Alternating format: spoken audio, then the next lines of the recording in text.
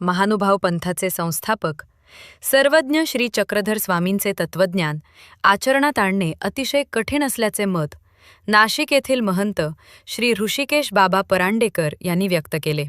कासली तालुका कोपरगाव येथील श्रीकृष्ण मंदिराच्या वर्धापन दिनानिमित्त आयोजित धार्मिक मेळाव्यात महंत श्री परांडेकर बाबा प्रमुख पाहुणे म्हणून बोलत होते. कार्यक्रमाचे अध्यक्षस्थानी संवत्सर येथील महानुभाव आश्रमाचे प्रमुख महंत श्री राजधर बाबा महानुभाव हे होते.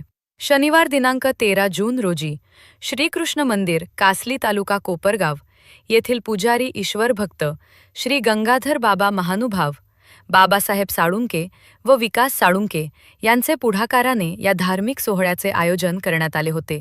श्रीकृष्ण मंदिर वर्धापन दिनानिमित्त देवपूजेचे मंगलस्नान, गीतापाठ, पारायण, ध्वजारोहण, दीपप्रज्वलन, धर्मसभा, आरती, उपहार, पंचावतार व महाप्रसादाचे आयोजन करण्यात आले होते.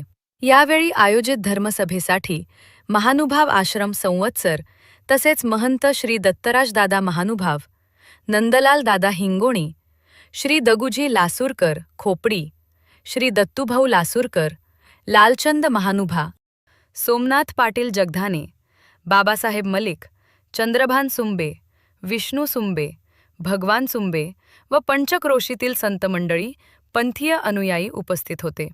ऑस्कर न्यूजसाठी रेणुका ढमालेसह अनिकेत.